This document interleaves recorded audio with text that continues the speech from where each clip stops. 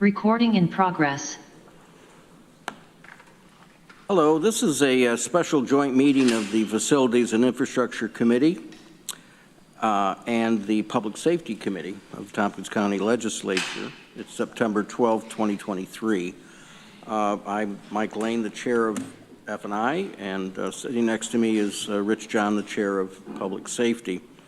I just wanted to mention a couple things. I'm going to turn it over to Rich, because basically what's happening here is the report out of Public Safety Committee regarding the reconstruction of or changes to the jail has been forwarded to the Facilities Committee, and we wanted to hear from Public Safety about their recommendations. In the meanwhile, there's been a jail working group appointed by the chair of the legislature, and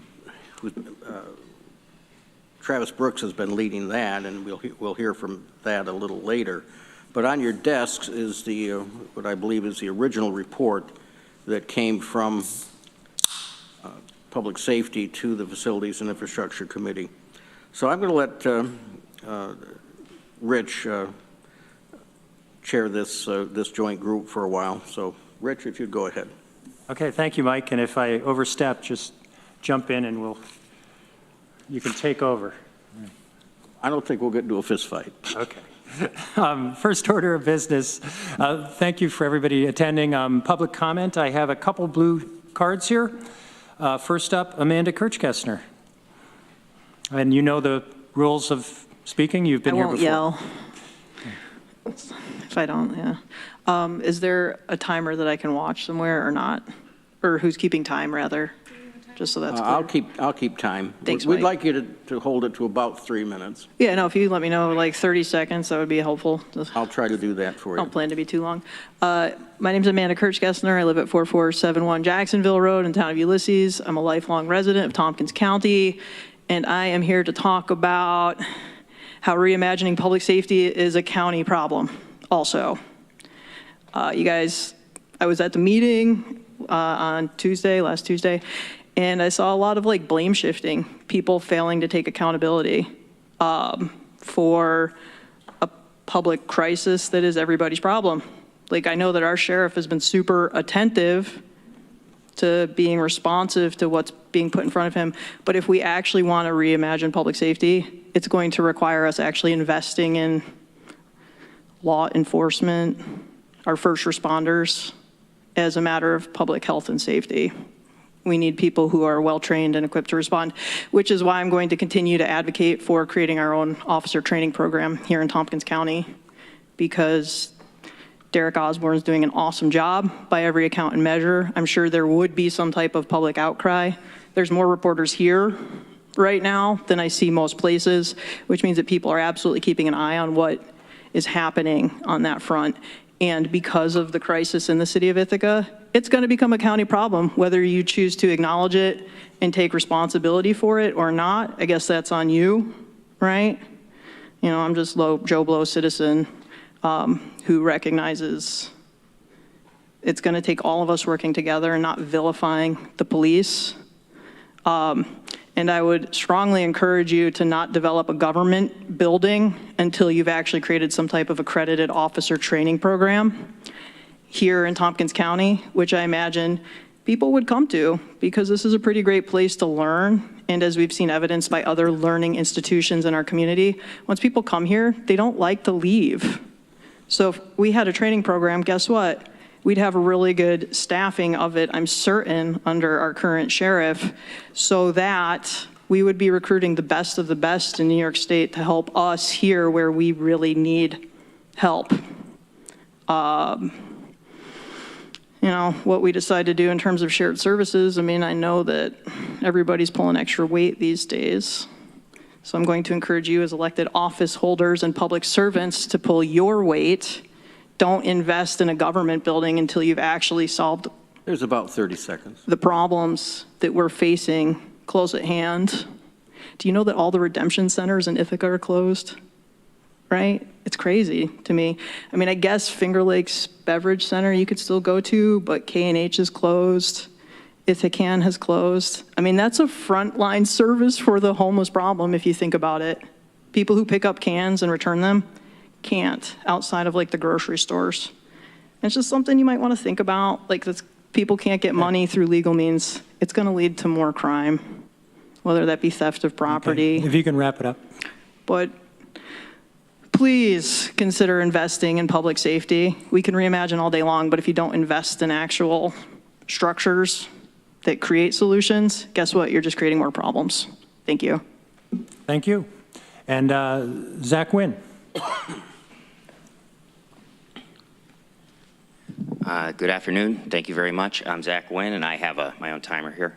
So I'm glad to see the county is getting involved in the issue of drug encampments that have spread well beyond the limits of the city of Ithaca into the town of Ithaca and also Lansing. There was also recently a fire underneath the bridge at Route 13 and 5 Mile Drive at a unsanctioned encampment, drug encampment.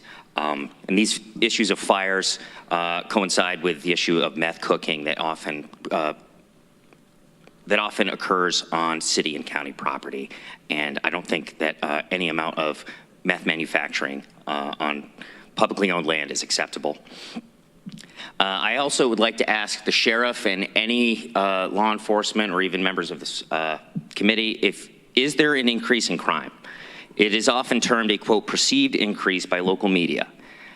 Is there a documentable increase in crime in Tompkins County? I'm also curious what precisely is going on in town, because I've noticed a change in the character of the city. Many more mentally ill people on the street. I see people openly smoking crack or some crystalline substance. Just recently on the Commons at about 5 o'clock in the afternoon, I asked a similar question to Acting Chief Schwartz at the Community Police Board and did not get a response. So I would just like to hear what your assessment is of what circumstances are here in town from any of you. I would also like to request it be explored to pay minimum wage to the jail inmates with a portion of these funds set aside for a deposit for apartments and money to cushion reintroduction to society once they leave the jail. I also would like to request the consideration of putting a pizza oven in the jail with the skills of making pizza conferred to the inmates that could lead to meaningful employment. I see jobs offering pizza cooks $30 an hour. And I also think that pizzas within the jail could incentivize positive behavior with either a threat of removal of pizza privileges or the encouragement of positive behavior with a pizza, if, say, to de-escalate a difficult situation. I've worked for many years as a pizza chef, and I can tell you that it's the one thing I've done that I consider an art form. And, you know, everyone loves pizza. So that's my idea, and thank you very much for your time. Okay, thank you. Is there anybody else here who wishes to address the committees? Thank you for the comments today, and we will take those into consideration. Next up, any changes to the agenda? I don't see any. Anybody have anything? All right. I guess I would like to just make a couple comments at the beginning of item 4 on our agenda. For the benefit of the public, the legislators who are here are familiar with the history that the Public Safety Committee had been examining the conditions at the jail for some time. Our facilities director, Arel Lamaro, I don't know if he's up on the screen, there he is, indicated that he had been first asked to look at the conditions at the jail in the late 1990s. And this has cycled through the legislature since that time to try to determine what to do. And I think at each instance, it was determined that the difficulty of the project and the cost was such that it was delayed. And we have delayed long enough that the Public Safety Committee determined that we really needed to act.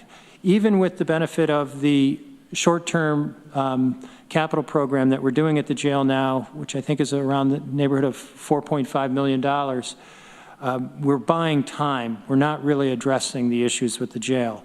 And as a result, in 2022, the Public Safety Committee worked on a report with proposed renovations to the public safety building, both inside the secure jail space and in the public safety building as a whole, which includes the road patrol and the civil division of the sheriff. We came out with that report with the idea that we would pass the project on to the Facilities and Infrastructure Committee to look at the actual construction options and to look at design and cost estimates.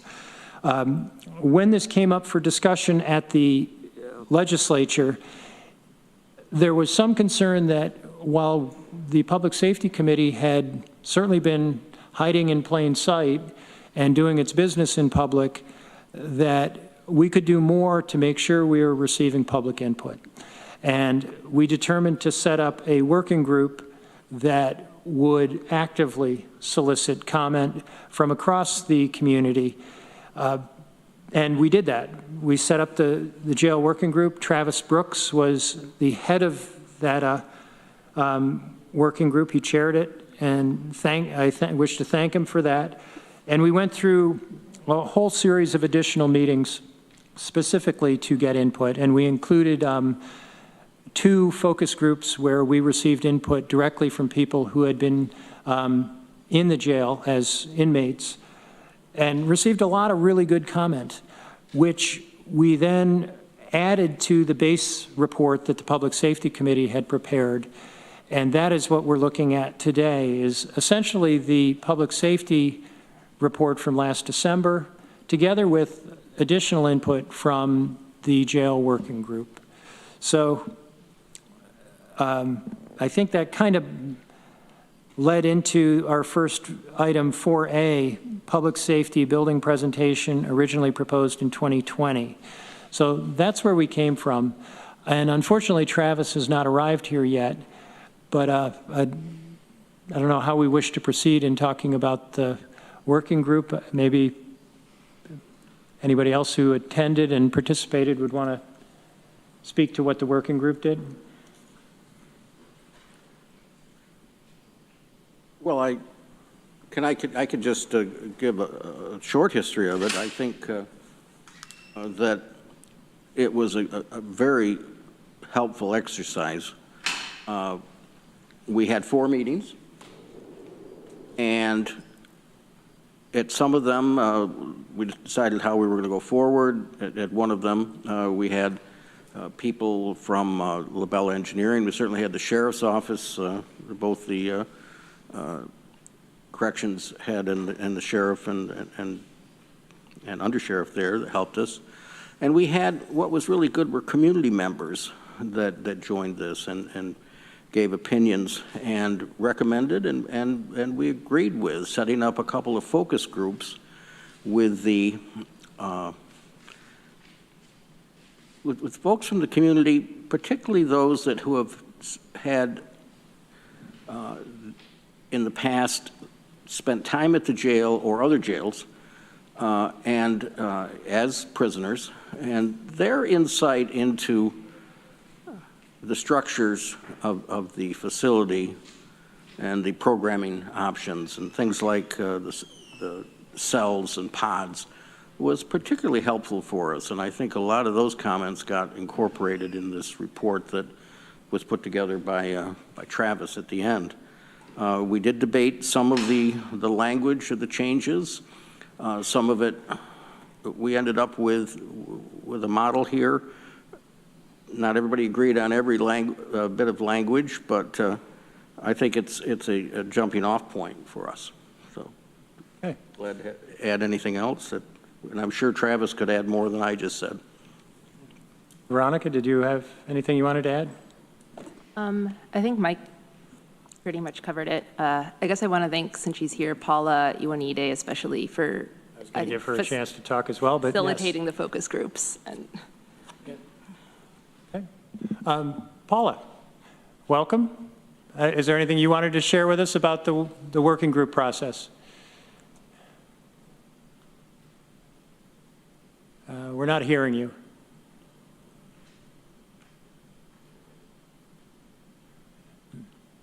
Yeah. You might be muted somewhere. Could someone else on the Zoom talk just to see what happens? Sheriff, are you able to? Yeah, I think we're. Yeah, we're not hearing it from anybody right now. Oh. Give us a minute here. We're going to try to get you guys audio.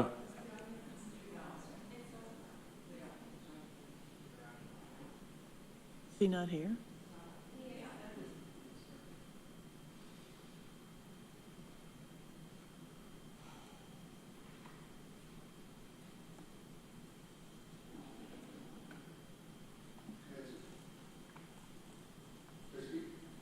Randy, go ahead. Yeah.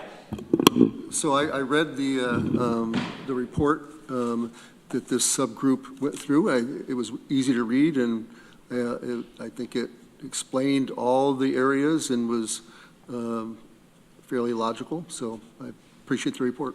So. Okay.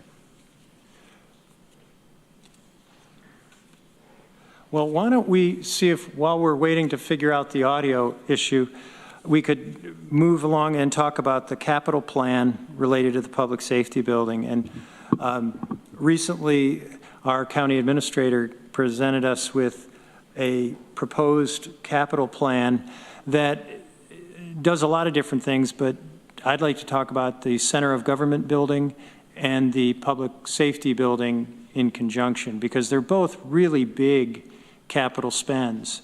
And I don't want to put words in your mouth, Lisa, so I'll let you talk, but essentially what you were trying to do was to structure our debt service so that we did not have a big spike.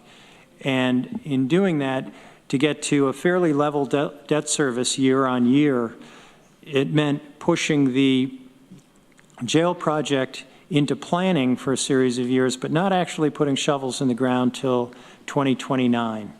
And beginning the Center of Government building before then, because we have some money in reserves and perhaps some grant money that we could apply there. And from the standpoint of capital spending, it's a responsible approach to getting it done. But I would like us to have some discussion about, do we feel comfortable waiting until 2029? And will the capital program we have at the jail now do what we want it to do, which is to allow the jail to continue to function in a safe manner until we can proceed? So, Lisa. Thank you, Rich. In your packet on page 38 is the presentation, which probably looks familiar from the presentation I gave to the full legislature in August. But I wanted to draw your attention to the graph on the top of packet page 38. That's the projection that Rich was referring to of the debt service of known capital projects, which includes both the Center of Government and the Public Safety Building. I'm on page 37. Yes, packet page 37 includes future debt service for all of those projects. On page 38, those are the projects, that's the extent of the debt service that actually hits the tax levy. So that's probably more germane to the concerns of not having it spike for the tax levy purposes. So in actuality, so if the construction and the project was completed in 28, then the debt service we would start paying for the debt service in 2029. So it actually pushes that timeline up a little bit, because it would be construction in 2028, which would mean then design engineering in 2027. So that the timeline creeps up a little faster on us. But just to say, this is rough modeling to determine if the capital plan could support those two major projects and on what time frame it could. This is what we have. And again, this is without having the finalized estimates on either project. We made some assumptions, and I think that they're conservative in nature, or that they are hopefully larger than what we would be paying for. So we based the center of government on a total cost of $35 million, with a $9 million use of fund balance and interest at 4.5%. Those interest rates, I hope, will go down by the time we're going to be borrowing. And a public safety building with a total cost of $50 million. Again, these are just rough estimates. So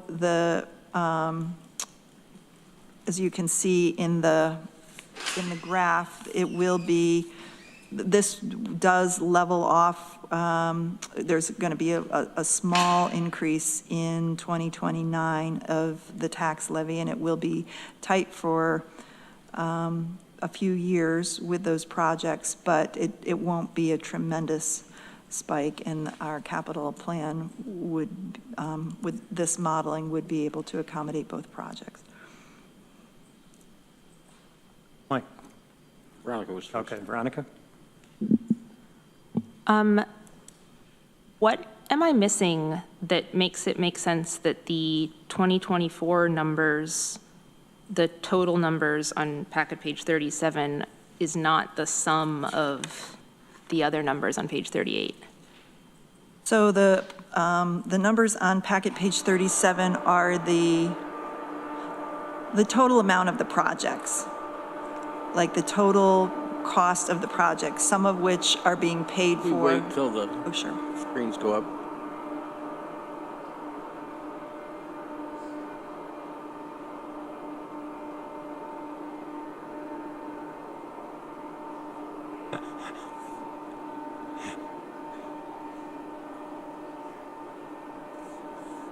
Technology. Yeah.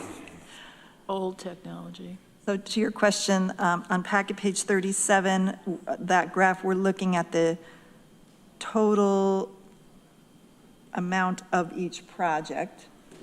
That, is that, so for example, it's not, it's,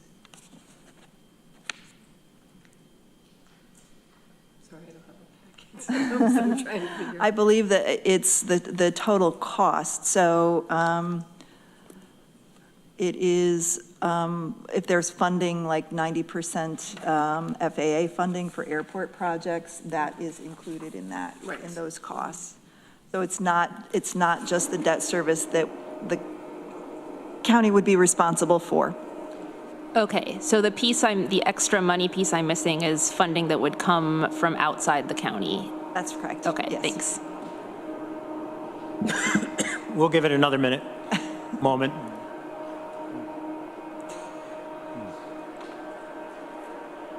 Hey, Mike, I think you're up, and then Randy? Yeah, just as soon as we get, Yeah. I don't understand why they're going up and down, but I think he's rebooting. what I wanted to say was if the legislature decided, it would be possible, for example, to switch the order of these two buildings, wouldn't it? Sure. Thank you. Just following on that, but some of what you're anticipating is using fund balance for the center of government building. So would that impact how this graph would look? If you couldn't, if the jail went before the center of government building? Yeah, we would have to retool. Yeah, okay. Yeah. All right, Randy? Thank you for all this data. And looking at page 37, and it says debt service current financials, these all are currently things we've bonded through our capital program, so these are all, or it's just an expense, could be an expense of some sort. That graph is looking at the debt service that we are currently committed to paying. Those are actual bonds that we are committed to paying. And then there are additional projects that aren't bonded that we're paying for out of cash through the tax levy. That's on top of that. So in this graph on the bottom of packet page 37 for fiscal year 2024, it's around 6 million or so that those are fixed. We have to pay for that. But in actuality, in 2024, I think it's about 7.3 that we are paying for in our capital program. In addition to that, that's cash Okay. on top of These are it. just our loans, basically. Yes. So so it looks like it peaks as we are today. A little over 6 million in 2025 is what we're currently committed to. And the new, and if I'm looking at page 38, you're saying it could peak someplace around $8.5 million per year. That's correct. In about 2029, yes. Okay. All right, thank you. I just want to make sure I got that right. That also assumes no new projects. Yeah. Let's see if we have audio with our guests on Zoom. Sheriff, are you able to speak at this point?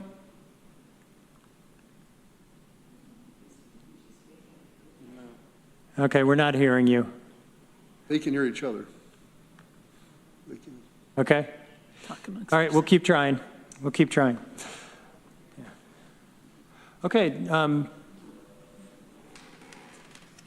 Well, unfortunately, I think it might be muted here. Is that the case? Is it? Rob has been checking.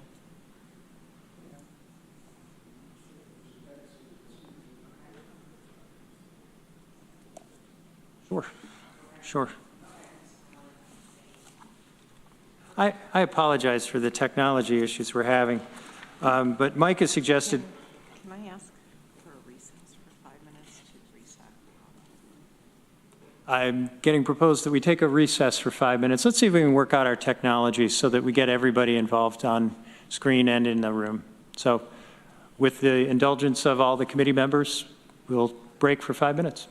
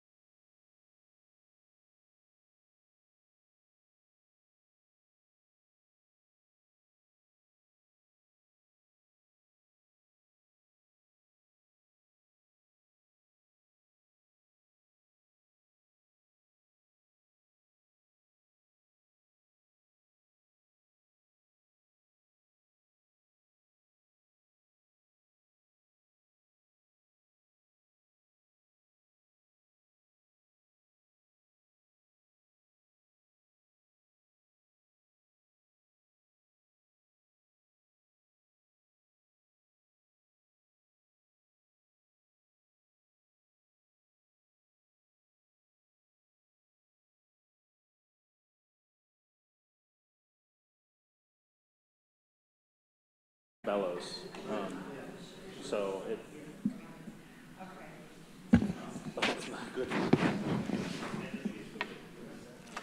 Derek, are you still there on Zoom? Yeah, can you hear me now? Oh, we can hear you. Okay, we're going to call the meeting back to order. Ready, Rich? I'm ready. Okay. We would like to emerge from our recess and call the meeting back to order. I believe we do have audio, and maybe we could just go back and allow some preliminary comments on the jail working group process. Paula. Hi, everyone. Thank you so much. Wanted to thank Travis for making the proposal for the jail working group in the first place, specifically to capture the voices of those most impacted by the actual jail construction project. I helped facilitate the two focus groups. I wanted to also thank URO and OAR and all the people who served with me, Cassandra, Tony, and Tyrone. But what I want to emphasize for those who didn't have a chance to really read through the report is two things. One, that there was really strong support amongst the most impacted people for programming space. There was a real desire to see more activities, educational programs, connections with outside organizations while people are incarcerated in the local jail. And the sheriff emphasized that currently there's no space for that. And so it's really preventing the inside-outside networks of support that are really critical for people as they re-enter into our communities. The second thing I'll emphasize is that there was wide consensus for the pod structure as being, the preferred structure, but that it needs to be coupled with individualized cells as opposed to dorm-like structures in order to allow people the privacy that they need, as well as a sense of safety, by having individual cells within pods. So those are the two things I'll highlight. Wanted to thank Rich John and Mike Lane for also participating in that process. I feel much better coming back to the community and saying, we have talked to the most impacted community members. I feel that we have their voices represented in this report. And in many kind of amazing ways, there was widespread agreement and alignment between those on the public safety side in the operational aspects of the jail and those who are most impacted. So that was a really happy conclusion of the process. Thank you, Paula, and thank you for your participation. I think it really helped make a difference. And Sheriff, thank you for your participation as well, and your staff providing input on the current operations of the jail. If you wanted to share anything, I'd be happy to have you do so. I don't have anything further to say that hasn't already been said, but I appreciate the opportunity, Rich, and I appreciate everybody being involved in this process. And it was definitely a good process and was handled very well. Thank you. Yeah, thank you. And I'd also just mention that Judge Howell came and spoke with us. He is the current president of the Magistrates Association, and he talked about the CAP, the centralized arraignment part that is in the public safety building, and its function in connection with the jail and the public safety building in general. So maybe it makes sense just to review very briefly the report that came out in December as amended to include comments from the jail working group. And if you can indulge me for a second, I would just do a quick review to show the areas where there really was expansion of the report. And as Paula indicated, we didn't really see anything taken out. It was just more information and more nuance added to it. There was consensus around the pod system, and the participation in the jail working group really led to some, I think, good refinements about what we would want to see there in the beds and housing section. There was a mention of trying to do carpeting in some areas to make it a little less institutional and to muffle sound, so it's a little bit more pleasant. There certainly was agreement on expansion of the medical facility, but we got a lot of discussion surrounding detox and crisis stabilization in the jail and how we might be able to partner with outside organizations to do that as effectively as possible. And again, I think there was good consensus there, but just expansion of the original report in that area. Certainly programming and classrooms, there's more language there about what would be helpful to have in a facility to make sure that to the extent we can, we're providing education and training and have the space to do it. There was a lot of discussion about the visitor facility, and there's some innovative work going on regarding how visiting areas are set up, particularly where children are involved, to make it a more productive space and to have the visits be successful, that you want it to be a little bit less institutional looking. But of course, you have to maintain the safety of everybody involved in those circumstances. But it does seem like there's some things we could do there to make a better visiting area.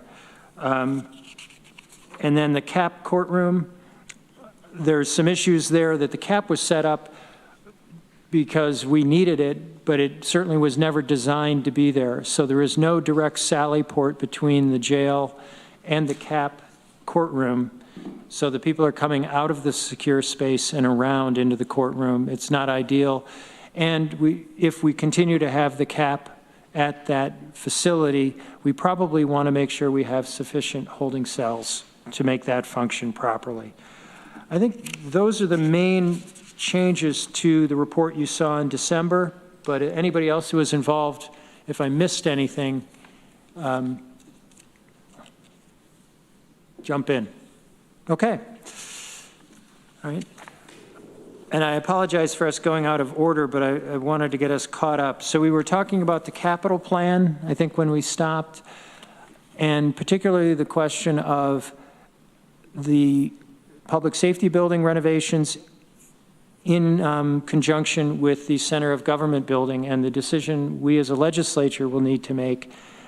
And if possible, I'd like to have some conversation on that if any of the legislators wish to share their views. And Sheriff, I guess I'd like to hear from you as well. The current capital plan to stabilize conditions at the jail and the delay in actually starting construction, do you see that as feasible? Well, like you said, Rich, in the beginning of the meeting, I think the work that's currently started in the jail will help us limp along a little bit into the immediate future. And it will help with operations, especially the expanded holding area for our CAP arraignment system.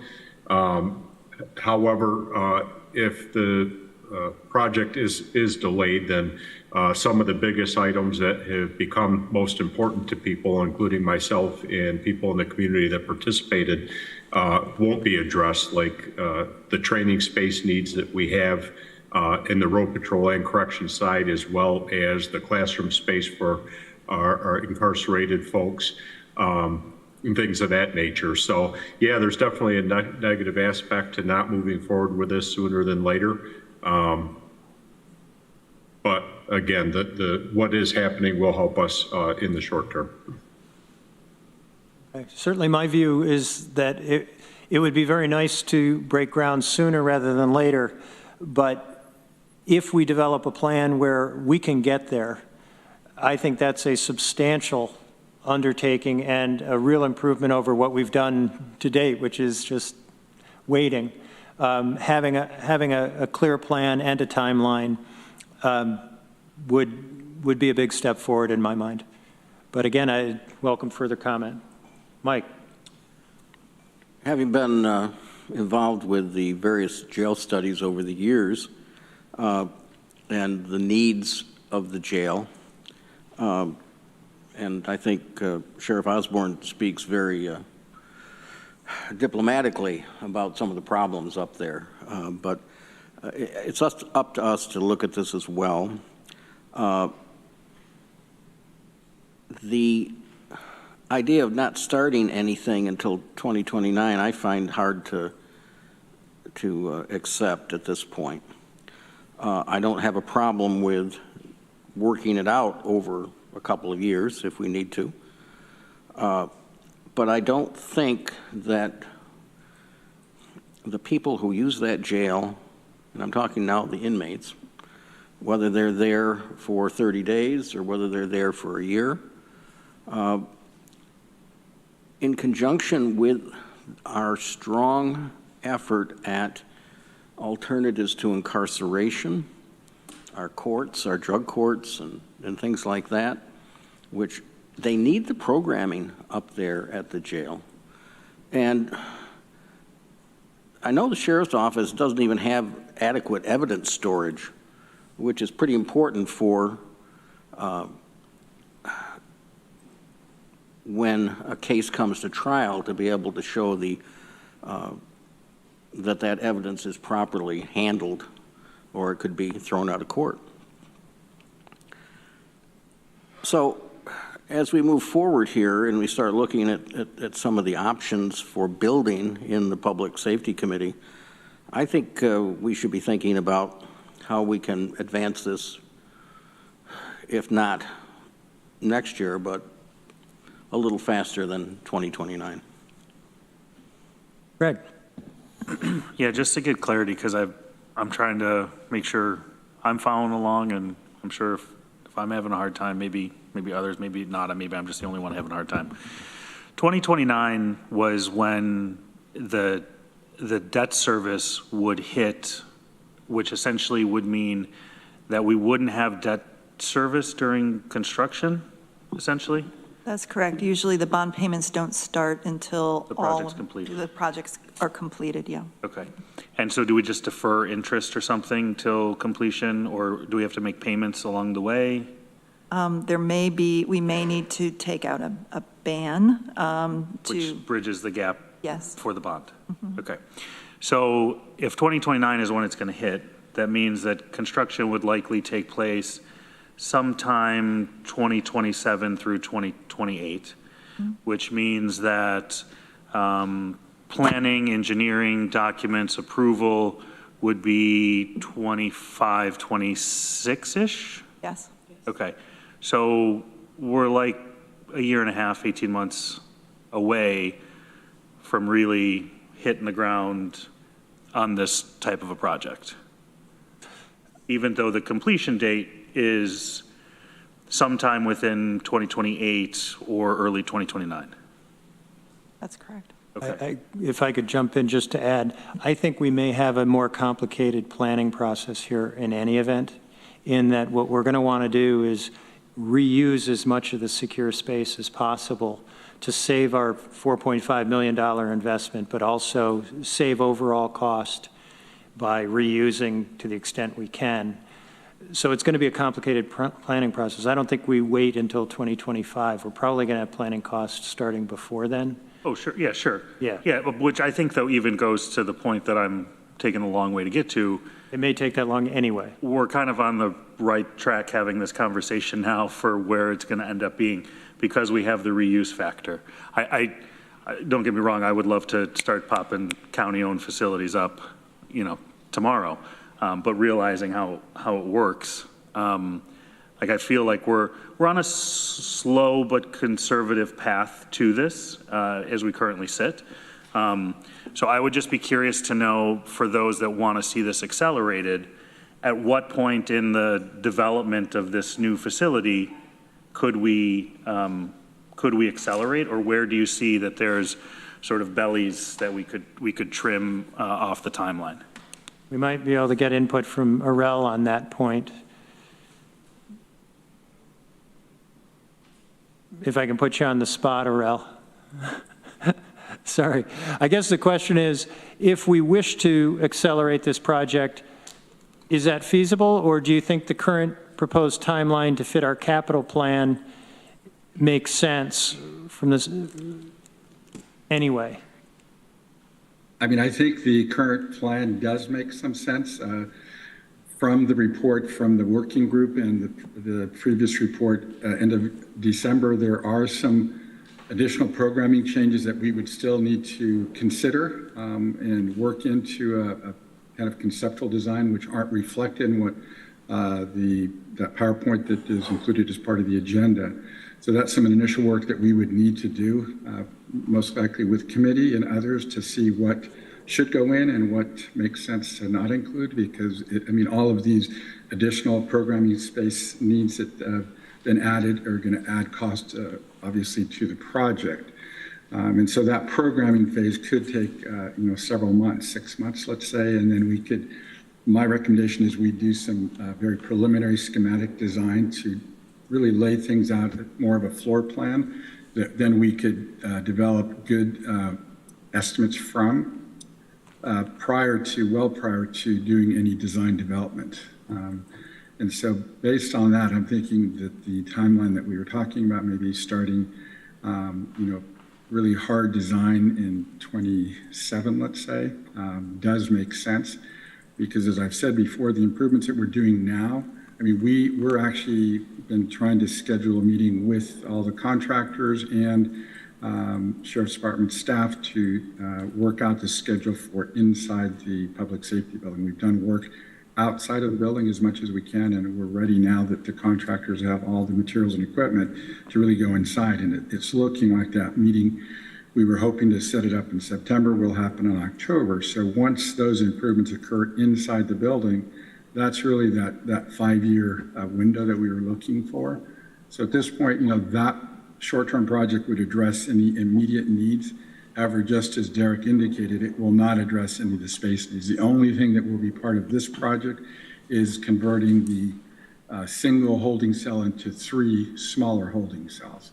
Okay. And then we're making improvements throughout the building. But I think timeline-wise, I mean, if we were to accelerate it, I'm thinking just like half a year acceleration at best. Okay. All right. Veronica. Thank you. I have a short question and a longer question. The short one is, I'm so sorry, can someone remind me what the proposed timeline is? Is it like center of government building and then public safety building, and what years are we talking? I can see the graphs, but nothing's labeled. And it sounds like the finance doesn't match up the construction and planning exactly anyway. So the Center of Government building is currently included in the capital plan. It has been for the last 2 or 3 years. So that is on the docket first.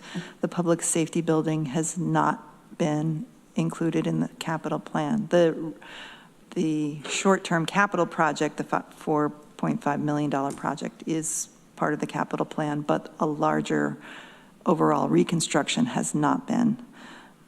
It's part of this modeling here. And so shovels in the ground, the dates, you were asking that. Yeah, so this proposed timeline that we have the graphs of, what dates are you estimating for design and construction of center of government and design and construction of public safety building? So, or what years?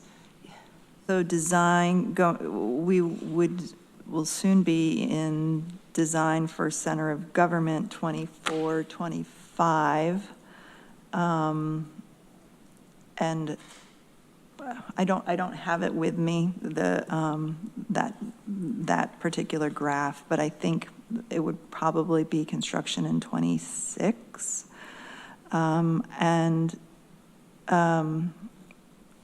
Then with public safety, it would be, I'm doing a backward look here, so if the debt service is in 2028, then it would be debt service in 29, construction in 27, 28, so design in 26. And before, yes. Okay. Okay. Oh, sorry, that was. Second question, go ahead. Yes. I don't know if it's a question or a comment. When we're thinking about considering these timelines, I know, it's important and good that we have all the estimates about the costs of doing each building. And I'd like us also to look at the cost in each case, like the cost that we're accruing of not doing the project that would change when we do the project. I don't know what estimates, does that make sense? Like the, for instance, for the public safety building, like Arel has talked about how the, like supplying the like electricity and heat and stuff to it and the maintenance on it, correct me if I'm wrong, is like quite expensive compared to our other buildings. And after construction, costly construction, that would be lower. And for the center of government, again, correct me if I'm wrong, but like we're renting out spaces in other places that we might be able to be doing less of. So I don't know if like a numerical estimate on any of these things is even possible, but like conceptually, I want to keep that in mind. That was conducted for the downtown facilities projects and the various options, the looking at the lease space, the cost of mothballing buildings and not doing anything with them, and so forth. It's not been done for the public safety building. Greg and then Ann. I'm just curious on timeline with contractors or GCs for a facility like this. I'm sure it's probably a limited pool or either certified or specialized contractors.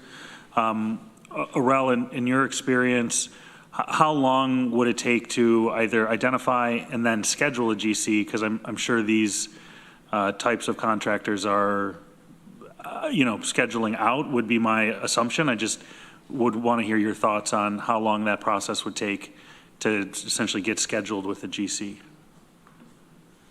Well, it would depend slightly on how we would procure the construction of the project, if we would do public bidding or if we would do a cooperative negotiated, allows us to negotiate start times.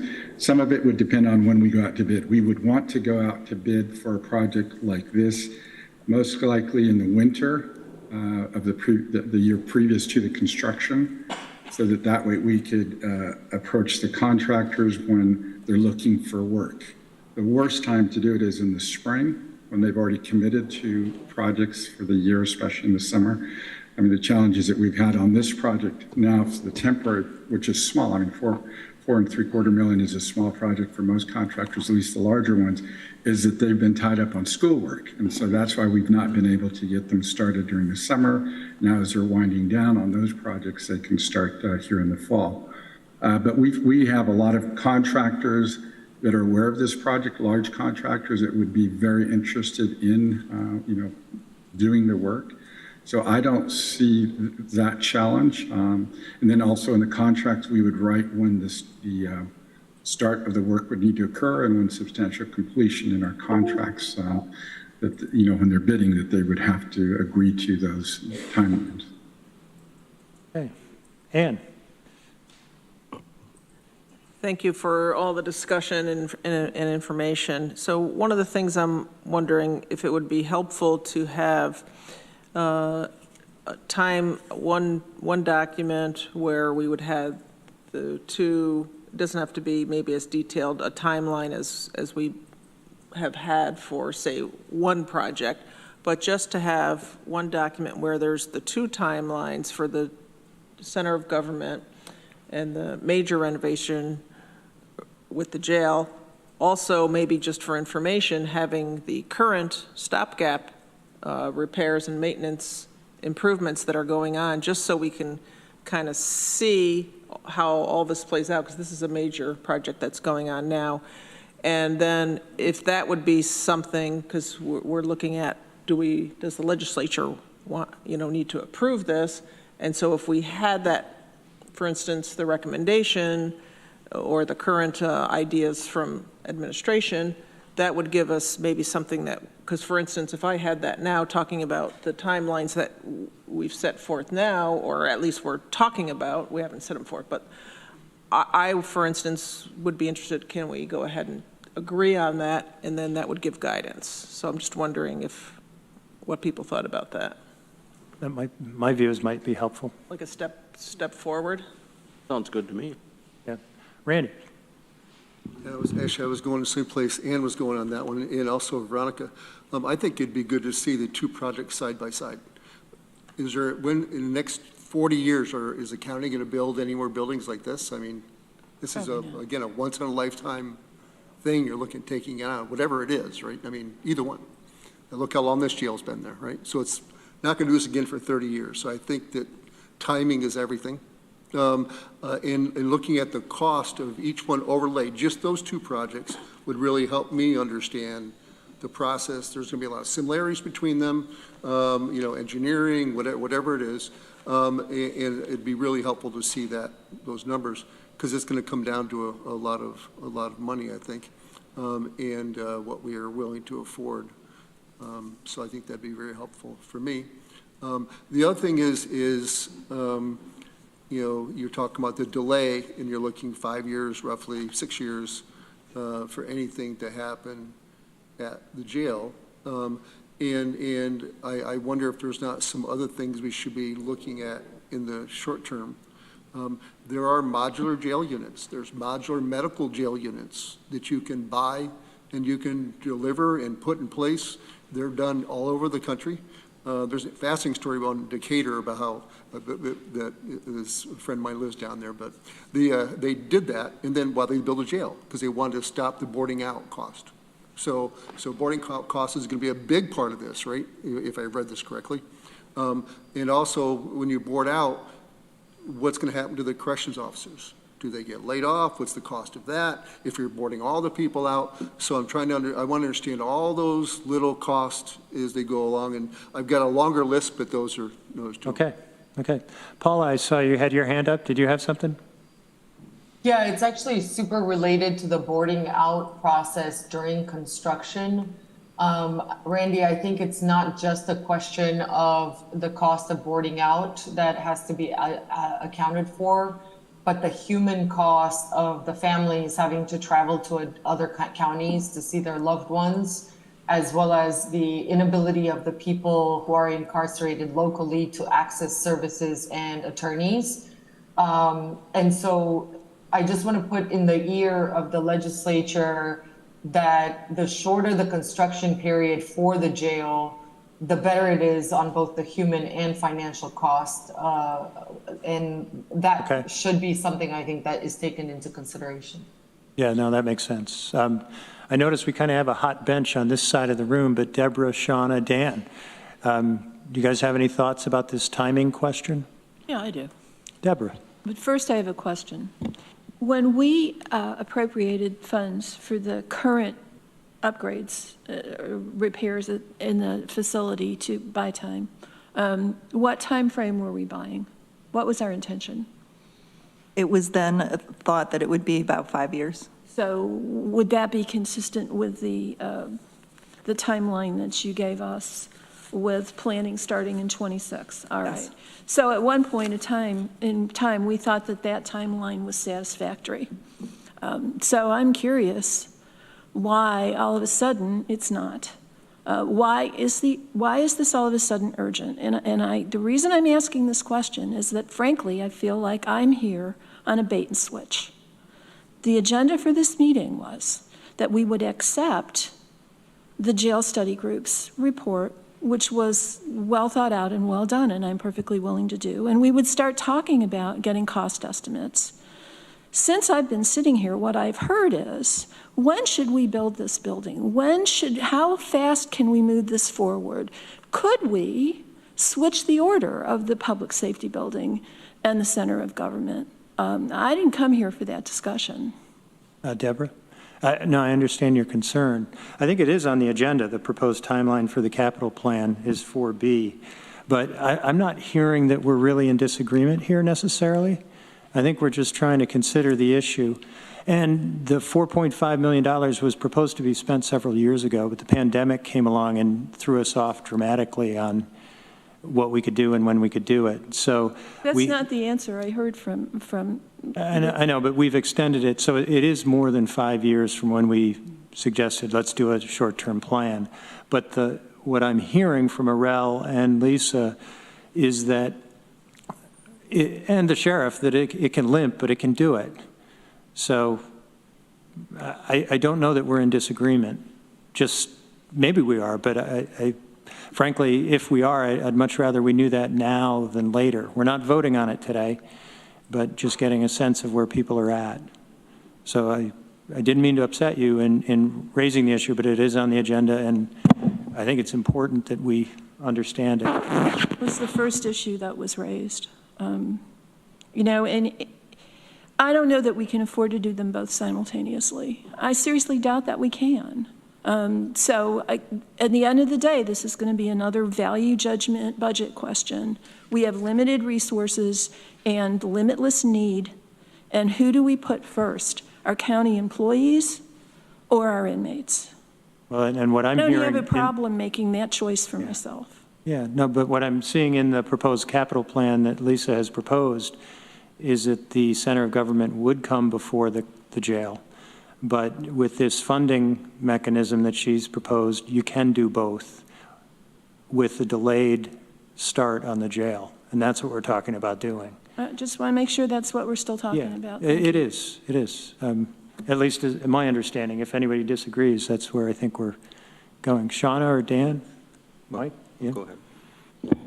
Yeah, it sounded like Mike was disagreeable to that at the very beginning, was my interpretation of what he said. Yep. So, I mean, I've thought from the beginning that we should do the center of government first and then the jail second. And it sounds like the numbers, it makes sense to do it if we look at the numbers that way. I feel like, I think we can all agree on the fact that what we've done, the work that we've done is a Band-Aid, and it's not a long-term fix. We know that we're going to have to do something with our jail, and it's going to be a very big investment, and we need to do it right. We need something that's going to last for another 20 years. So I don't see us not doing a jail, but if it can wait for 3 or 4 years, that would be ideal. With this all said, I think we all have an idea of how long these projects are going to take, and at the end of the day, we can have this idea that it's going to take 3 years for the center of government. It could take 5 years. It could take 7 years for the jail. It could take 4 years. Like, we just don't know because things work very slow. And there's government, and then there's building government buildings, which is like times 100. So, I think we have our eye on the prize, two really big projects. And I think even if we were to start, just imagine starting both of them today, they're going to end at different places. So I'm happy with starting center of government, us focusing our efforts on that first, getting it off the ground, and then starting the jail if we can do that. Dan? Thank you. Yeah, I'm comfortable in general with the idea of, as outlined in the capital plan, starting the center of government, and 2 or 3 years after that is starting the jail, roughly. Yes. Mike, Lee, you haven't had a chance to speak. The general question, though, I know we're moving ahead on center of government, but we did take out that word the other night, final. Wouldn't though a good set of numbers or at least a general idea of where we're going to end up on the jail have some bearing on our final approvals on the center of government? Might it cause us to rethink the scope of that project as we move along, or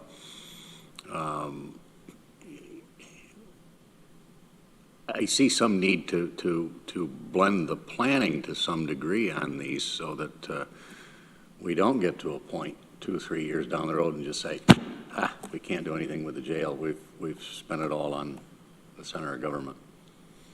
Just interesting point. Scope of information. Okay. Really, I don't want to be a hindrance to any of these projects, but I really keep coming back to the global view of where are we going to end up potentially, and are we going to have to revisit some of these steps that we've taken based on what we discover? Because we're going to do a lot of studying for the next couple of years. I take your point, and certainly we've seen wild fluctuations in construction cost over the past few years. We're going to have to be very careful, but I think we got to start our planning process and see what those numbers start to look like. Mike, did you your name was mentioned. Do you want to say anything further at this point, or? I do. Okay. And then Greg. First of all, I'd like to say that we haven't spent over 20 years thinking about offender aid and restoration, alternatives to incarceration, our inmates in prison, people that have drugs, and now the folks that are often without housing. We've never equated one set of people against another, and I find that very upsetting to hear that this afternoon, that our employees are more important than our inmates. They're both important. The idea of our transporting women particularly to be boarded out away from their families and lawyers, as we've heard, and away from their children very often, which we continue to do to this day, is something we've got to get away from. And a project should have been started 20 years ago to do that, and it wasn't. It was delayed. The can was kicked down the road.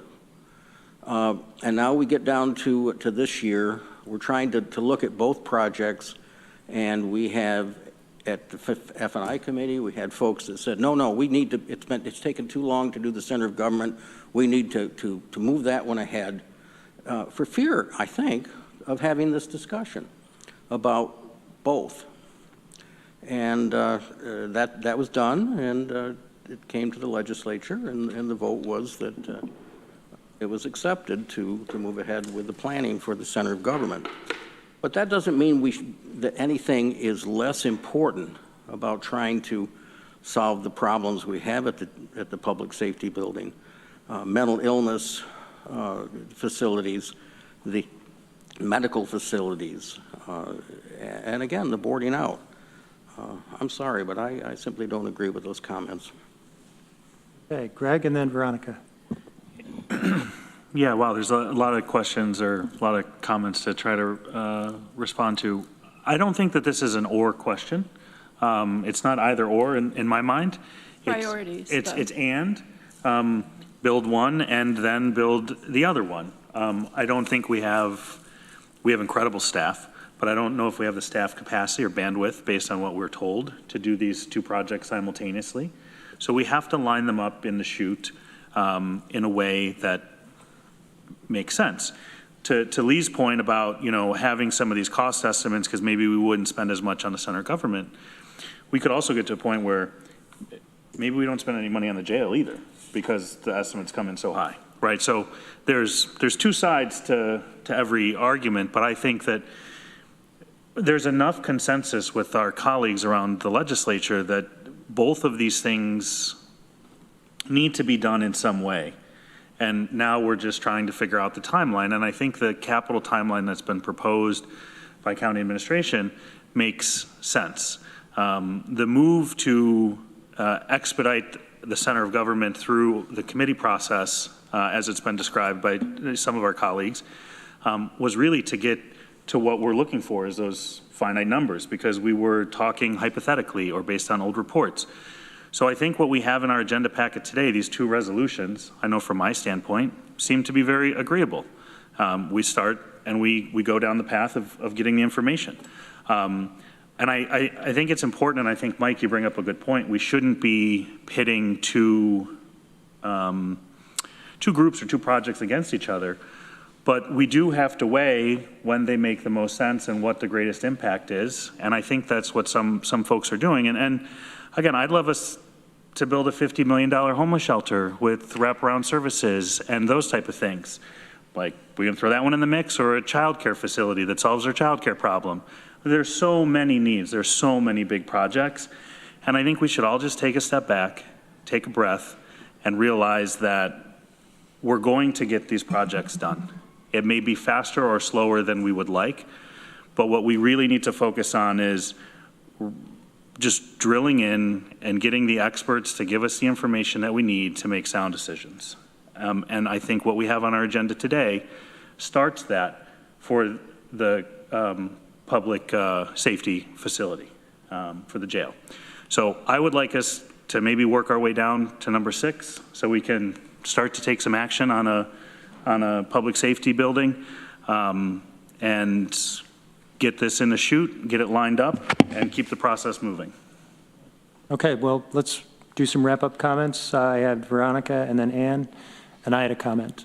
I'll be quick. I also wanted to push back on Deborah's characterization, but only because I think the inmates versus employees thing was too simple. Like, the public safety building there's people incarcerated there, but also there's a whole Department of County employees who are affected, and the center of government's, I think, mostly about our employees, but also it's going to be about people who need to come to these offices and not get, like, shunted all over the city.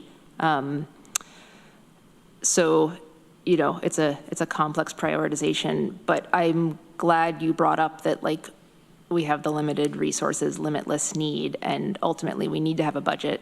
It can't be infinitely large, at least not if we want Deborah's head to stay screwed on.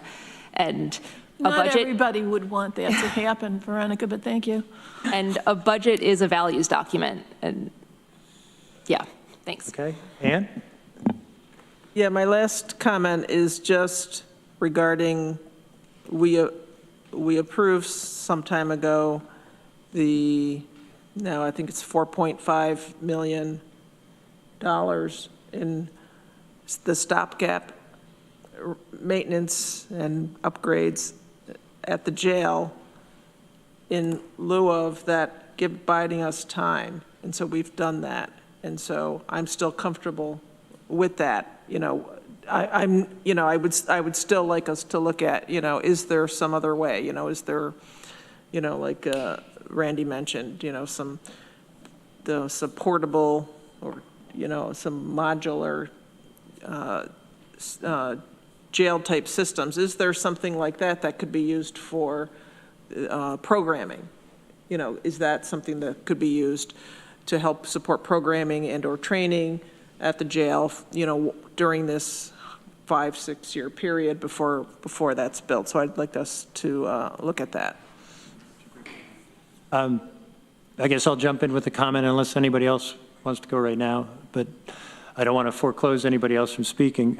I'd say my thinking on this has evolved a little bit. Sheriff, why don't you go ahead?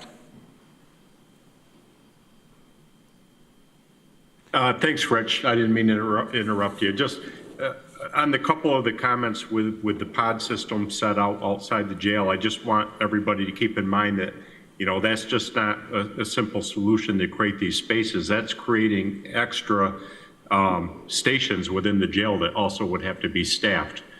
Just one thing to keep in mind. And I guess I would suggest on the needs of the department, if you were looking at any future or further stopgaps to get us along until, you know, 2029 or whenever.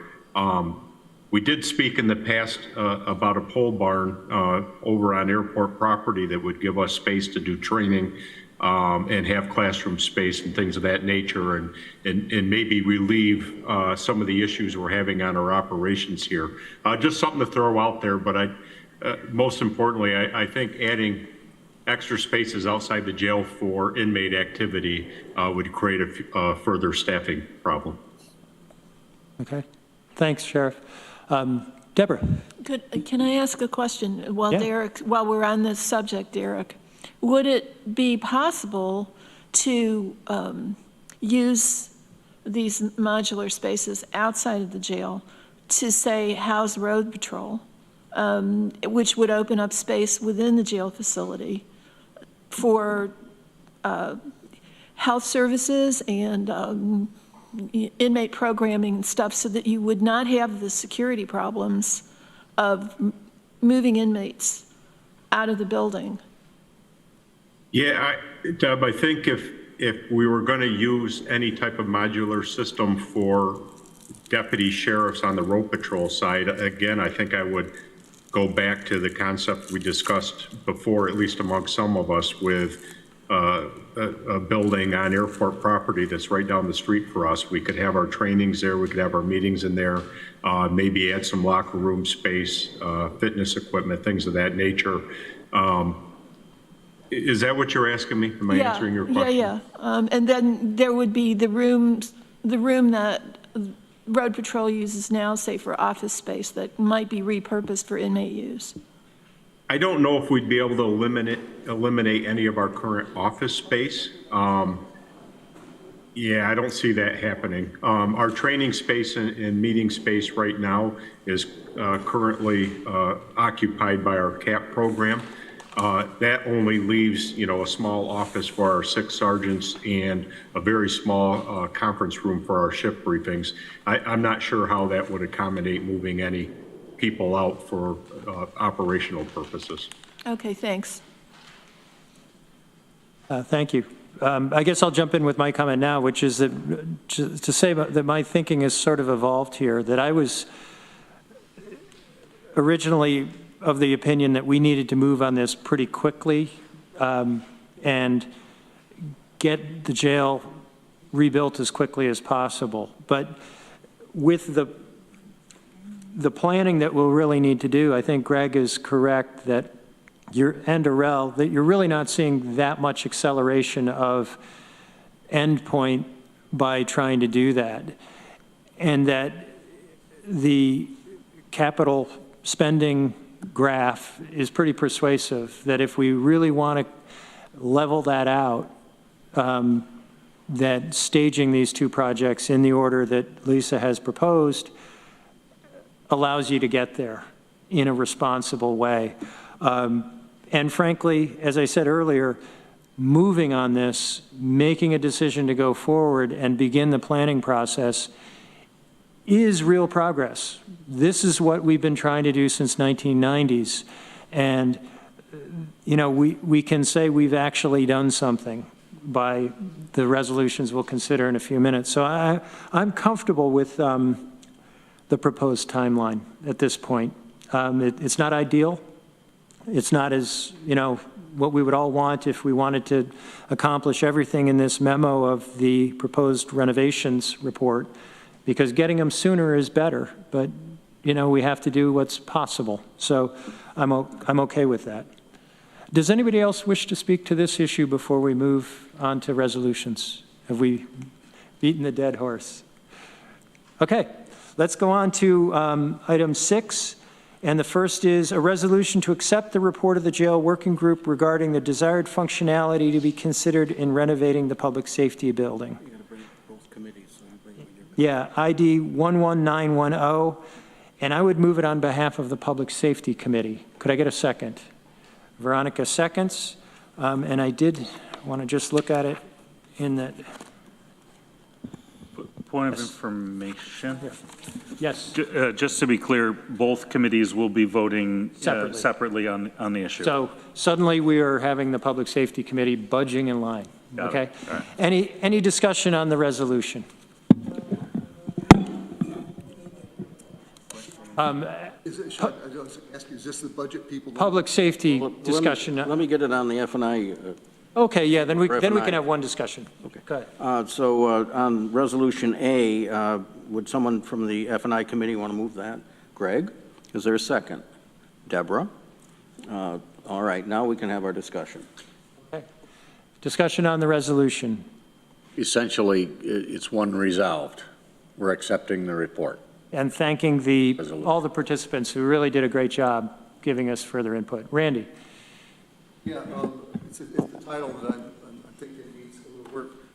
In supporting estimates to renovate, and/or construct new, because this could be a completely new, right, you don't know. So it's you're on a different resolution. Yeah. This one here. I'm sorry, I'm not understanding what you're saying. So the resolution says, is this 11909? 11910. Oh, I'm the wrong one, sorry. Yeah. The first one back. Yes. Okay. It's the last page of the packet, if that helps. Can I ask, can we just clarify this again? Because every time we get these reports, we can either accept, acknowledge, or adopt. Yes. This is accepting, so it means we're receiving the report. Ultimately, it's going to be up to the Facilities and Infrastructure Committee and ultimately the legislature to make final design recommendations. So adoption doesn't make a lot of sense because you would be then adopting what the Public Safety Committee had done and the jail working group when we don't know what it's going to look like at the end of the day. We certainly want to take this input and include it where it all comes out. And we might find that cost is way too much and we're going to have to, trim it down. I just wanted to clarify And that's for why our own that's why understanding we and use the anybody word who's watching. accept at this point. Yeah. Further comment? I would call the vote on the Public Safety Committee. And all those in favor?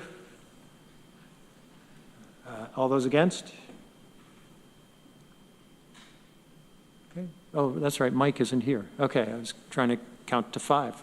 It's unanimous. Mike, I'll turn the meeting to you. Any other comments out of F&I? Ready to vote? All those in favor?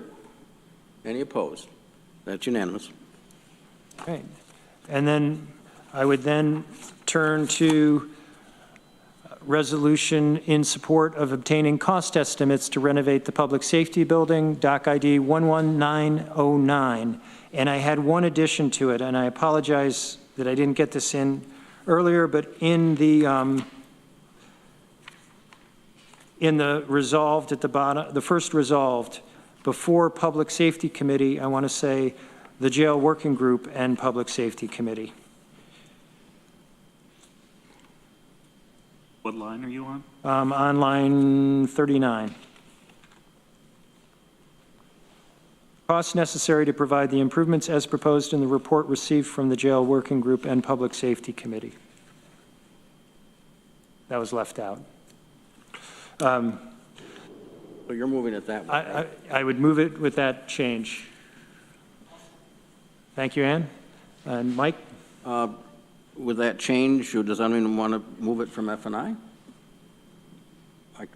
Randy's got his hand up, and second by Lee. Okay, further discussion on the resolution. Deborah?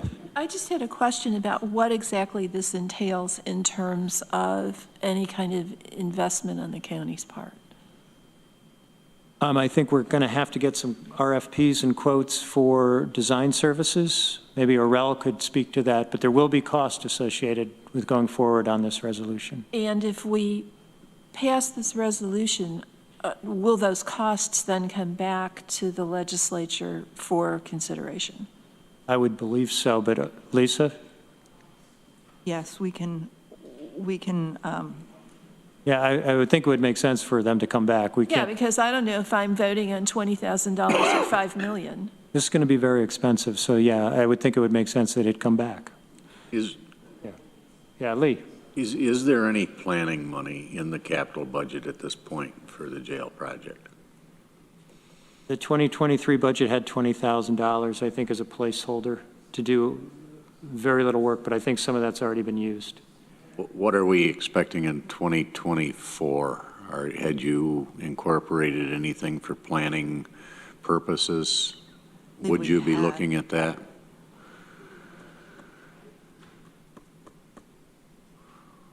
so I guess I would like clarification too. Is this looking at, in terms of cost estimate, this is not the design and engineering estimates?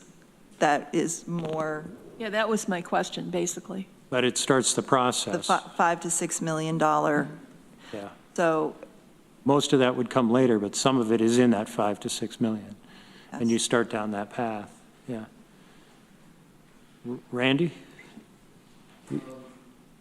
I'm concerned about that as well. As I think about the next phases for this project, it's going to take a long time. I mean, I know you folks have visited some other facilities. I'm going to want to do that. I'm going to want to tour the current facilities we have now. I'm going to want to understand all of what's going on up there and have questions. So I think it's in '24. I can't imagine us spending a lot of money on that. But I probably should be some funds available for that. We certainly could clarify, Deborah, to bring that this will come back with a design budget. It's just uncomfortable to vote for something like this when I have no idea Sure. of what the actual scope of the thing I'm voting for is. especially given that it may be several years. I mean, if we moved forward with this next year, and then we didn't start construction until 2026, that any cost estimates we get might be out the window. Until you get bids back, you never know. But you're right, that time is the enemy in terms of the confidence you can have in those numbers. If there's proposed language to clarify what we're trying to do here in terms of initial spending, maybe somebody could propose something. I did see hands up along here. Was it? I'm just back to the scope of things and getting to a rough idea before we go into the depth of maybe where Deborah's fearful we'd be headed. I don't know how you get to those if we're doing building cost engineering estimates without looking at what are the pods elements, what are the training room elements and so on. I think it's designing the scope of the thing and potential options for how you're going to step ahead. I've got Greg, Ann, and Randy's hands up, but maybe we could hear from Arel. Arel, can you provide us any guidance on, say, 2024 cost estimates for the Facilities and Infrastructure Committee to get some general design and construction costs? Yes, my suggestion would be that we would embark initially on just preliminary schematic design that would really give us a better idea of what the cost would be, some floor plans, some few options, let's say one or two options. And cost-wise, that would probably be in the $500,000 to $750,000 range to do that. And then at that point, we would have, good floor plans, good cost estimates that then we could make decisions whether we want to move forward with a certain option. And then we would get estimates for what that engineering would cost to do design development and construction documents. Does that help the two committees? Okay, let's see, Greg, and then Ann, and then Randy. I think that there's a piece of this resolution that, and again, I don't know how to wordsmith it just in the moment here, but my thought process is that this should essentially approve some sort of project timeline with cost estimates and then also a preliminary schematic design, because without a preliminary schematic design, you can't really have any of those other conversations to figure out what the costs are. So the $500,000 to $700,000 cost to get a preliminary schematic, which would help us build out a project timeline and more sophisticated project budget, I would be in support of us funding that. Up to a particular amount of money. Up to $700,000 or not to exceed, pick a number, between $500,000 and $700,000. But I don't know. I think that you've got to spend money to figure this process out, and without spending the money, we're never going to figure the process out. Okay, Ann? To me, it's premature to do what folks are talking about. What I would like to see first is what I suggested earlier, is a timeline for both projects together, and then see if this is the step we want to do right now. Because especially since I'm hearing that, at least some folks are wanting to look at look at the jail, the current jail, maybe look at what other jails are doing. I mean, I can't remember, it was 4 years ago, 3 or 4 years ago, some of us went and toured other jails. Maybe to have a consultant come in to talk about what our, before we even get to design, like what are some options so that we can point them in the right directions? Because we're not experts at this. Before it was pods, is there something else before we go to design? So I think there's a couple more steps before we go to this. Okay, Randy? By the way, there are modular pod designs. Timeline, I agree completely. The timeline is critical for what we're doing. I don't see spending $500,000 or in 2024 for that process, because if you're not looking to you're 3 years away from even doing something. So I look at that expense in a 25 budget. I think there's a lot of homework to be done before we get to that process. So. I guess my view is that we have a chicken and egg issue, that unless we do this work, this is our homework, we're not making progress. There is, as Deborah said, the issue of time erodes your confidence in your numbers, but if you don't start, you don't get there. And we have recently visited jails. We went over to Shenango County's jail just, I think, last year and saw it. This is what we would bring in expertise to do to help tell us. We have had consultants. We've had Labella talking to us. We may want to go elsewhere as well. But until we move on this, we'll just be kicking the can down the road further, I'm afraid. I don't know what the dollar figure is, but I think we do need to commit some dollars so that we know what we're going to do or can do. Whether we end up making that decision in the future is yet to be seen.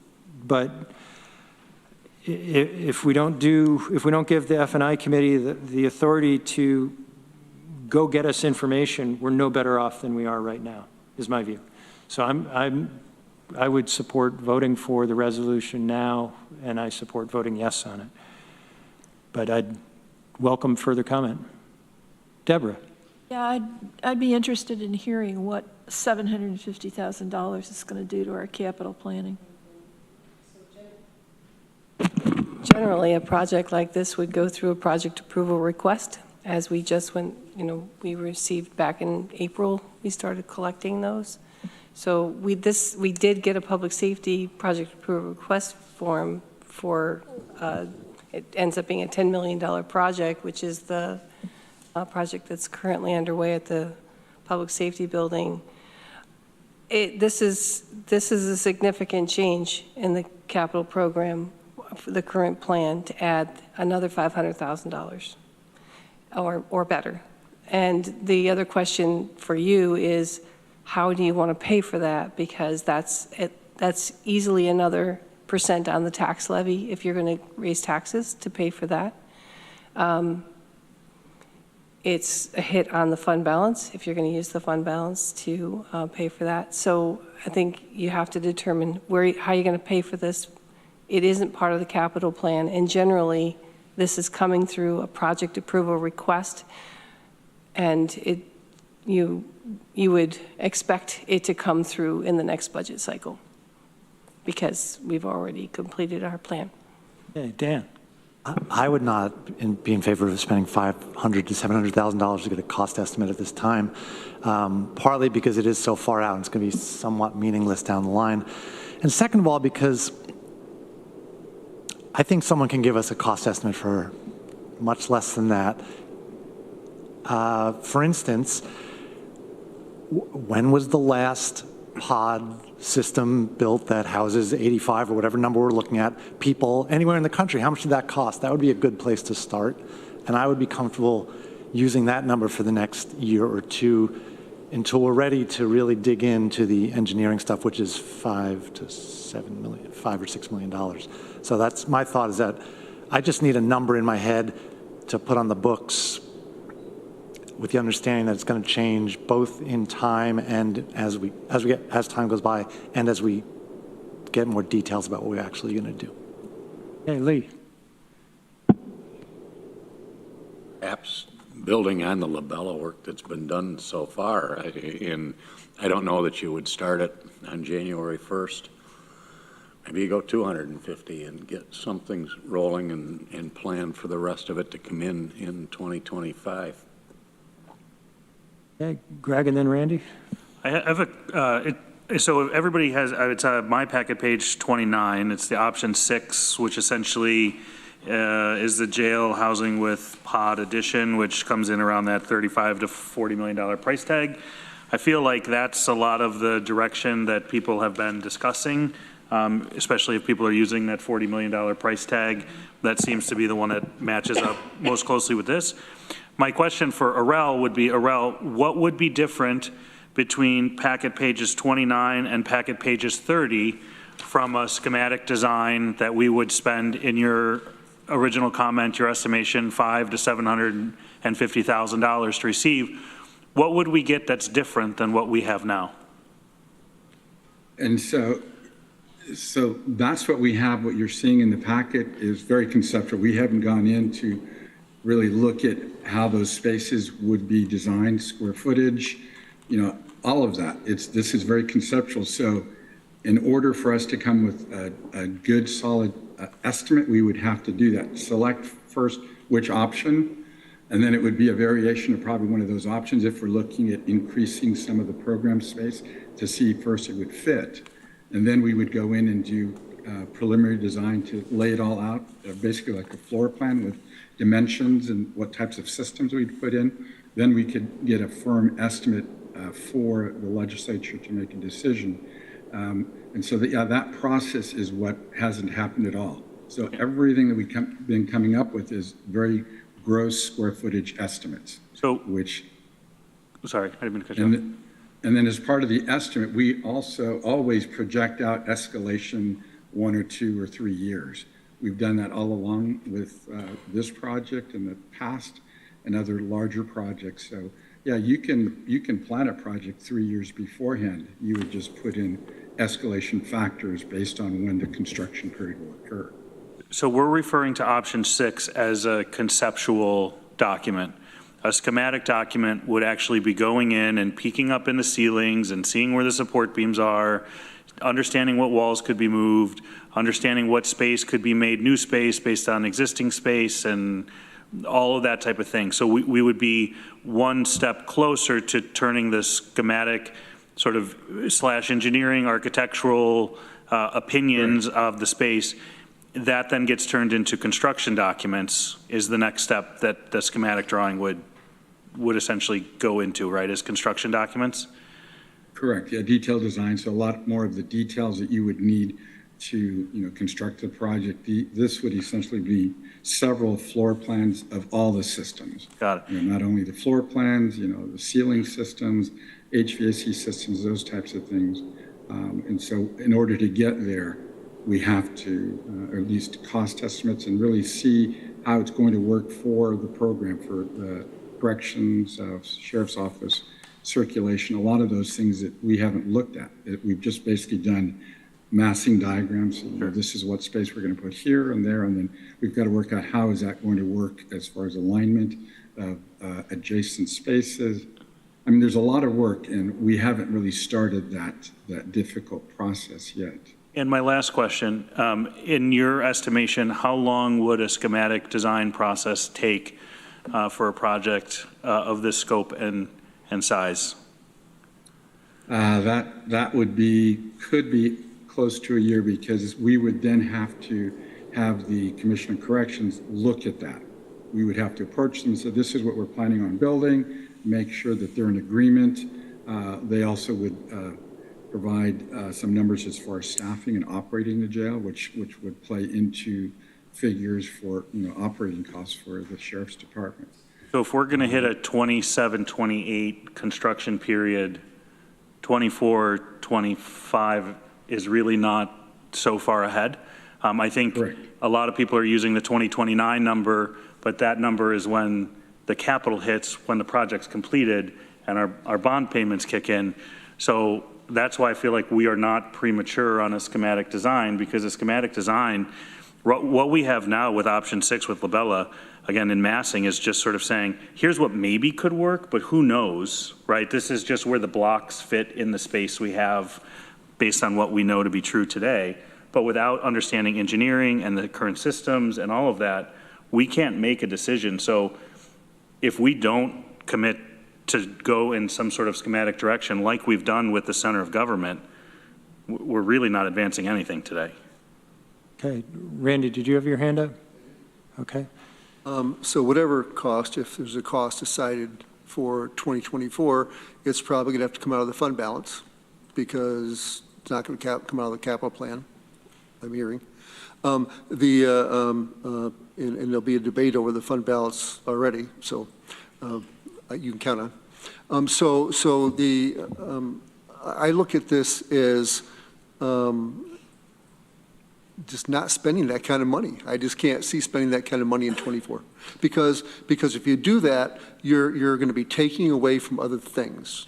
And we're already taking away money from other things. So I'm struggling with that part of it. So I'd be fine with some number, but the $500,000 just blows me away. So maybe half of that. And I think that the process, we could gain a lot of process and a lot of progress by conceptual designs, speaking to many different companies that build jail or corrections facilities, not just the current one. Visiting places, and maybe visiting places a ways away. And you may need money to fund those types of things. But I think we need to take one step at a time. And I'm just not ready to spend that kind of money in '24. I have Ann and Deborah, but if I can just jump in, it seems like there's great disagreement here on, do we want to commit to spending a fair amount of money right now? I'm wondering if this resolution should pass this on to the Facilities and Infrastructure Committee to come to the full legislature with a design budget to specifically decide upon and try to get some better hard numbers rather than talking about sort of wild swings. But Ann and then Deborah. I just, so I'll be, if we're voting against this, maybe, well, I guess we can't really table it because it's a joint committee. But so I would like, as I said, it's too soon for me to do this. I would like to, we don't have it in our capital plan. I would like to first see the timeline for these two projects and see where this resolution would fall, approving this amount. And it doesn't sound like from administration that conceptually that this is where we'd be spending this money for that. We haven't planned for this. So if we could just pause on this and get this, because I think that will, help us figure out how to complete these projects and where this is going to come in versus us just doing this today. I guess that's what I was saying, that the F&I committee could take responsibility for fleshing out, that we wouldn't put a number in here, but. So we're just going to kick this can to another road. Well, to F&I, but hopefully there would be information that we don't have before us today.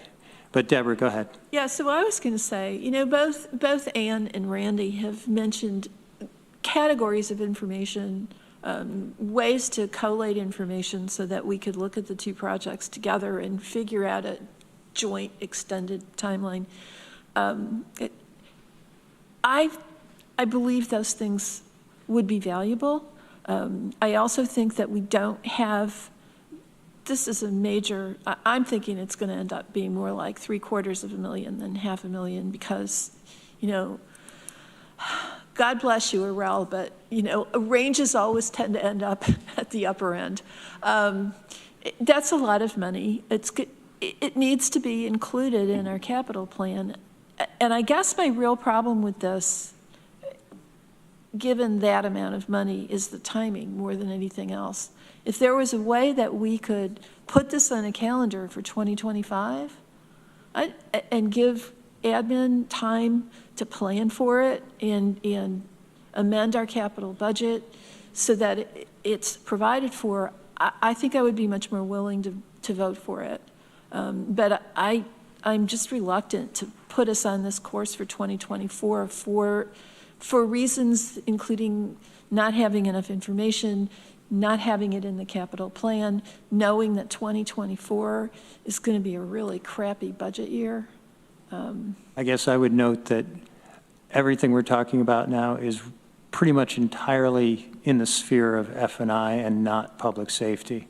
And so that's part of the reason I'm suggesting that these are F&I questions to deal with, and taking it out of public safety at this point is frankly what we were trying to do since last January. But I think it's time to do that, and F&I could come to the whole legislature with saying, make a decision, here it is. If, you know, if we're going to amend our capital campaign, we're going to have to put this amount of money in and proceed or not. But that's an F&I decision, not public safety. And Is there time now to do that before this budget cycle? That's another problem. we have no shortage of problems. I agree with you.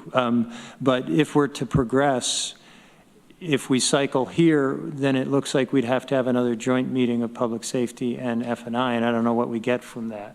So what are you proposing, that you vote it out of public safety and send it to F&I and then we deal with it? Essentially, however, that we amend the resolved for F&I to develop a design budget. So we're taking one step back and saying, what is it going to cost to get these schematic designs, preliminary schematic designs and cost estimates, and bring that number to the full legislature. And the legislature makes a decision. We amend the capital budget, or we don't. But those are the decisions that are before us. If we just don't make a decision, we're essentially doing what we've done for the last 20 years. You know, maybe we say, no, we don't want to spend the money now, but that's a process that I think makes sense. Mike. First, I wanted to say I agreed with Greg's comments, first of all. Second, I want to say thank you for bringing these resolutions forward to this joint group. I think that having some good figures is always desirable, but I'm worried that the idea of, well, let's put it out 2 years is just one more example of trying to put it out 2 years. I think we need to move on it now, whether we move on this resolution today or whether we move on this or a similar resolution in F&I sometime in the future. And I think we've let administration know that this is an important thing that we need to have some figures for. And certainly Arel's here to hear that. There's probably no more expensive buildings to build for public entities like us than jails. They are just very expensive. I wish they weren't, but they have to be built because of the security features and everything that you have to deal with.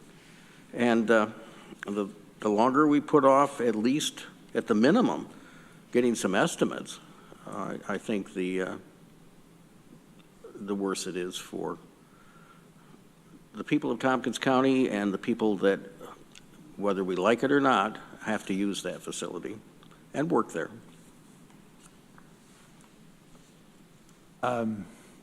I guess, go ahead, Greg. I'm just trying to pull up the PAR form for the center of government, because in our resolution that we passed at the legislature, that resolution had nothing, had no mention of cost figures or anything like that. So I'm just trying to figure out what we approved in that resolution as it relates to the PAR form, and I don't have that figure off the top of my head. So that was kind of where I was going, but yeah. My internet's slow, so good thing we have a committee working on broadband issues. It's like 35 or 38 million, wasn't it? Yeah, but I'm trying to look at design and schematic. Yeah, what was our? We haven't done any of that yet, I don't think. I know, but we need to have cost estimates if it's in the capital plan. Yeah, I think it's included in the total cost was 40 million. Do you know, in the PAR form, does it break out what we have budgeted for 2024 design and schematic? We've undertaken to spend a lot of money on center of government. Did we do something parallel? Maybe. Maybe. Summary, 1 second. Yeah.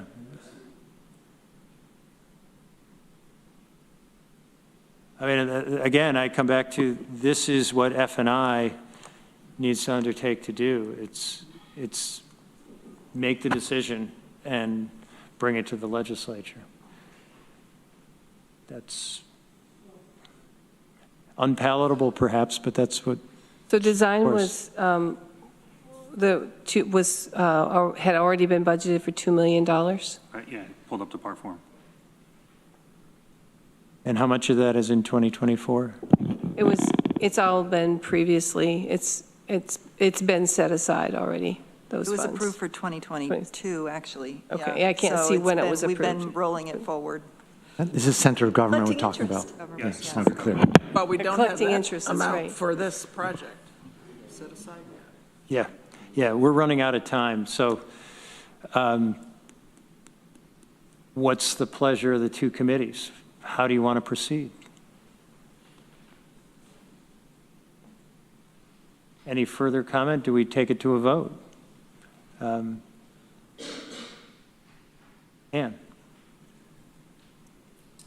Would like to see the timeline, and that will inform us of when this step gets done. And that, I'm sure, coincides with our capital plan. And I think Okay. it's premature. Randy? I looked at both the Center of Government building and this resolution very similarly. It doesn't commit us to any money yet, right? That's the way I understand it. And those all are going to be debated, right? So I think the issue for this project is that it's nothing in the 2024 budget right at this point. Yet to be decided, but this Right. doesn't do it. Right. Yeah. But I think that, I think work can be done. I think that some expense could be allocated for 24. I don't know what that is, and we can debate that in the F&I committee. Norma? I just want to make sure that, so when we're talking about what's been approved, in previous budgets, when you have the capital plan and it's passed through the legislature at the end of the year, you've adopted that plan. So the center of government has been in this plan for a few years. I just want to make sure, so every year when the capital plan comes through, that's part of part of what you vote on at the end of the year. Yeah, I guess I'm sitting here thinking, well, we know what we need to do with regard to the jail, but if we just say, well, we're just not going to spend the money, then it ain't going to happen. And if we say we're not going to look at how much it's going to cost, it ain't going to happen. That is a decision. Dan? I think I'm repeating what I said, but I just want to try one more time. We don't need a schematic for the jail until 2 years from now or something like that. We don't need it because we're not at that stage yet. What we need right now is a price estimate to put in the books. So that's why I'd be opposed to spending all that money for a schematic at this time. We don't need it. We can't use it for a few years. Let's just get a price estimate, put that in the book. And then we didn't not do anything. We did a lot. We said in 2 years, we're going to do a schematic, and in 4 years, we're going to build. That's a big step forward. But we haven't done that unless we pass the resolution. And I'm saying it's time for it to go from public safety to F&I, and you guys start making those decisions. I don't disagree with that. I guess one thing, I'm trying to point out that there's a difference between a cost estimate and a schematic, and I think it would be really useful. Yeah, but how do we get I guess, Aurel, how do we get a price estimate without a schematic? You're on mute. Yeah, hold on. Yeah, so if you're looking at the numbers, then the best we can do are the numbers that you're seeing in that presentation. What I'm saying is I think we can do better when we do the schematic design because it's extremely conceptual to the level that it's just square foot, cost per square foot. Option 6A, is based on square footage numbers. What we have to do is prove that that's going to work. We've got to then get into each space and say that, a classroom this size is going to fit in this space. A pod of this size will house, so many inmates. Most of the design time will be spent on the programming side, not as much the pods. I mean, the pods are almost like prefabricated. So you just say how many cells you need, and they fabricate the pods. So the big expense is not in the pods on the design side. It's in the program space, all of that. And if we're looking at preserving the existing building as much as possible to minimize costs, that's even more design time because there's a lot of investigation on, the existing building and how we could tie into the existing building, what walls we can knock down. So I guess what I'm saying is if you want a better number, you're not going to get it unless we do schematic design. Okay. But again, I see that as F&I work, not public safety. And at this point, we seem to be going in circles. I'd like to call the vote for the Public Safety Committee on this resolution and see where we go, unless anybody has anything further to say. Let's see what the vote is. Does this resolution get you to facilities and infrastructure as it's written? The first resolved says the facilities and infrastructure shall review potential designs and estimated costs necessary. I mean, I could see a scenario where in a moment, the Facilities and Infrastructure Committee votes it down. Well, and then it goes to the legislature and, yeah, Deborah. I suggest that we consider a way to reword that resolved, that the Facilities and Infrastructure Committee shall develop a timeline and cost estimates for obtaining I'm fine with that. schematic designs and more accurate cost estimates for building. Or You can be as flexible as you want in how you guys do it. Let's do that. That's friendly to me. I seconded it. I hope somebody kept track of what I just said, because I can't remember. I can get it off the recording. I did miss some of it, but I will get it. Yeah. No, that makes sense, Deborah. So that's our resolution And I think that solves the problem, because that will do exactly what you suggest should be done. Move this evaluation of how we move forward, how long it takes, how much it's going to cost to F&I. Get the, So someone on public safety now has to amend the resolution to incorporate that language. No, we did. Rich moved it. I seconded it, and we Okay. both said it's friendly. And who was the mover and seconder on the F&I side? You guys I didn't thought- move it yet? I thought it was Randy and Lee. Yeah. Is it friendly? Okay, so it's that amendment is friendly. Any further discussion on the resolution with the amendment? All right, I would call the vote for the Public Safety Committee. All those in favor? Any opposed? 4-0. Unanimous.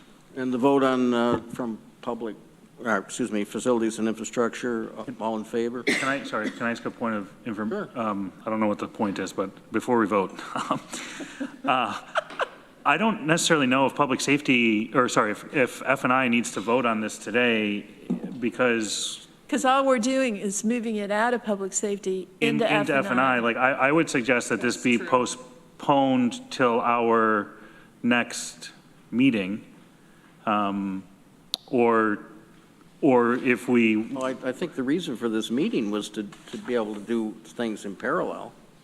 Yes, but there's really nothing for F&I to act on in this resolution.